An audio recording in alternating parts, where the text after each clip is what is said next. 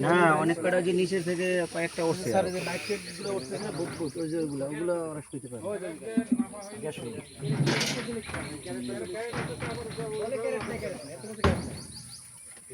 যেগুলো ভাসতেছে এগুলো বাইসতেছে বাঁচবেন তো একজনের পাতিল নামে যদি একটু এরকম থই থই দিত তাহলে এটা কাজ হতো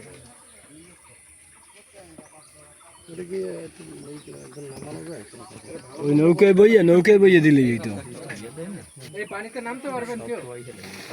না কেন এটা পাতিল দিয়ে দিলেই করতে পারো